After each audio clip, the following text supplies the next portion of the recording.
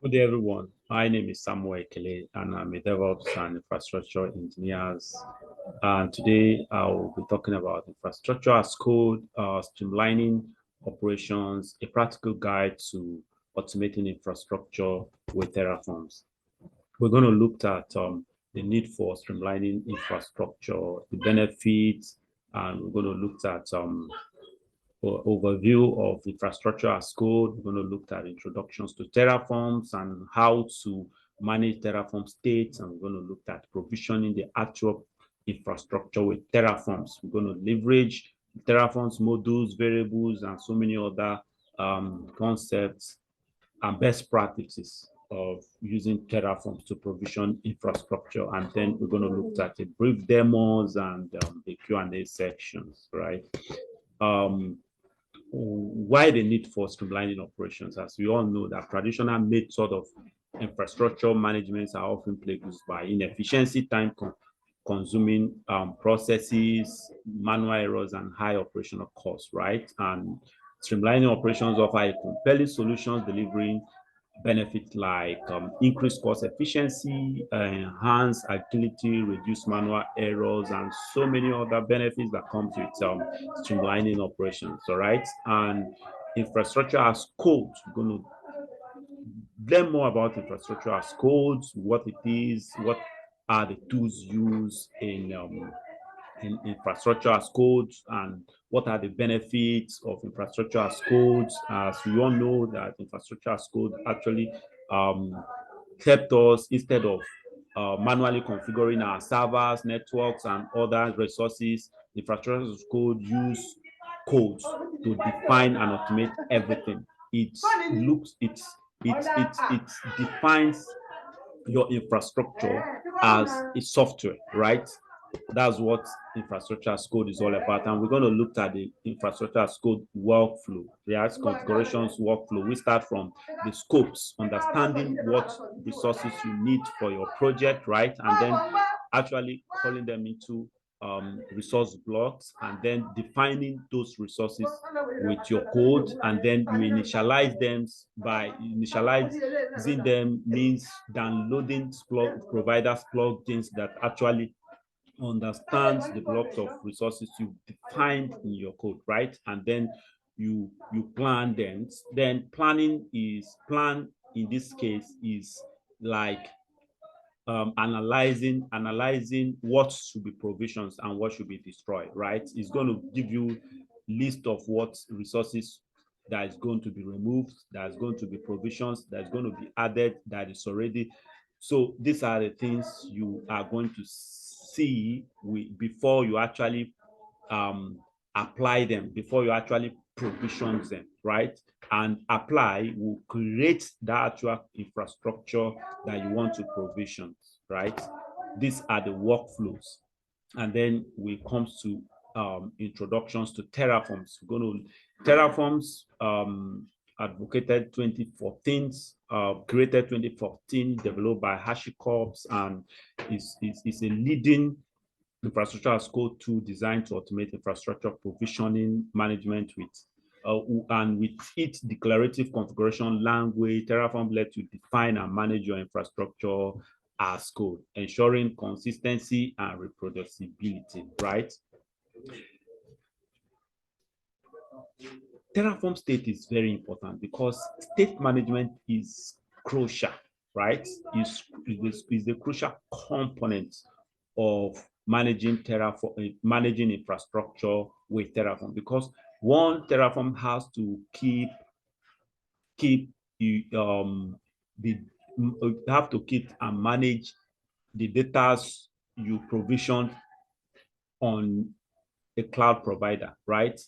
It has to keep a central repository to store the informations about the created and the managed infrastructure, right? So that every address, resource address, metadata, attribute, and dependencies are well managed and keep and track, well managed and tracked, right?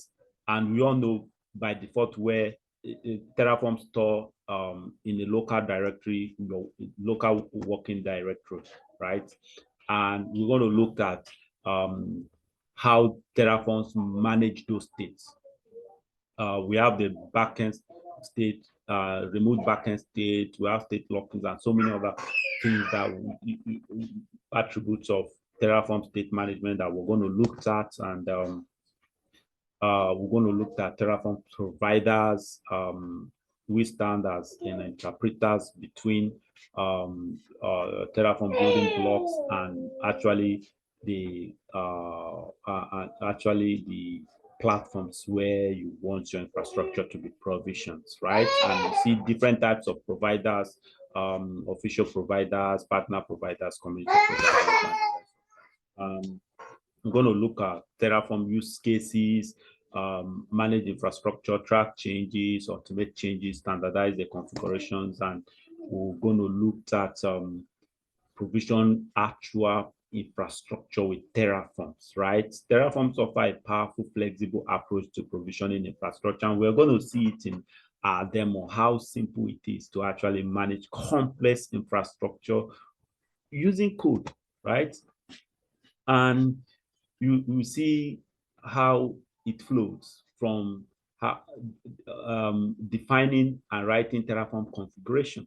You identify your desired resources, infrastructure resources, you know, which includes your servers, include your storage, network, load balancers, and so many other resources on the platforms like AWS, GCPs, and Azure, and all that. You see so many of them there that you can actually provisions with Terraforms, all right? You specify resource attributes. You get the attributes, define the attributes, which include size, types, names, and other properties of that resources you want to provisions, all right? And then you map resources to infrastructure platforms using provider, right? So which provider platforms are you going to use?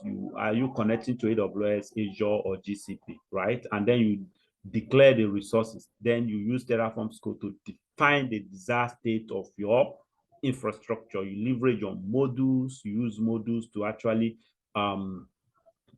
make your code reusable, so that you can use the same code to provisions different infrastructure when you leverage on modules, and then you create the actual resources you want to provisions on the cloud platform, on the platforms, right? So you initialize after specifying your resource attributes, declaring the resource blocks, right? First things, you have to initialize your Terraforms, which is downloading plugins, require plugins for providers to actually run your Terraforms to the specified provider platforms that you choose, right? And then Terraform's plan to analyze what should be provisioned, what should be destroyed, because what Terraforms help you do is creating those resources, and then you can actually destroy them with one command, and everything that Terraforms managed and created can be destroyed with one command, right? So plan will analyze what should be created and what should be destroyed before you can actually apply those things, right? You will see them before you actually apply them, right? That's what plans will help you do. Then Terraforms apply will execute that configurations and provision the resources that you have specified in your configurations, right? And then this is just the basics of Terraform's configuration scripts. It's basically on your main.tf where you specify the resources to be configured. Here you are stating that provider you want to use is AWS, and in the region of AWS, US is 1, right? And then the attributes, you see resource here, instance. Example, you can give it any names that you want. You can give your virtual machines any names that you want. And this is the image you want to use, right? And if you go to the platform, you can actually choose image names, and then when you choose the image name, you put it here. That's exactly the image that is going to use to build your virtual machines. And then the instant type is going to be T2 micro, T2 nano, T2, anyone, depends on what you want, right? And then tags will be equal to tags, whichever tags. And there's other attributes that you can specify volumes, you can specify storage you want to use with this and all that. So if you want other resources to be created with this, you can just come down here and write the resource block, the resource name as blocks, and then when you write the resource name, you now specify the attribute of that resources, and then and so on and so forth. That's how you continue writing your resource, and then your resources will be provisions once you hit apply, right?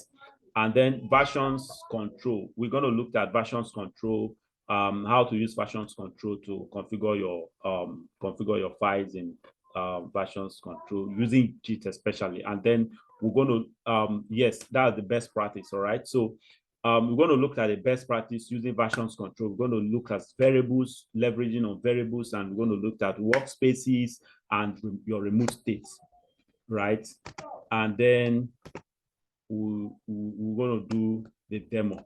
Thank you for joining me in these presentations. Have a good day.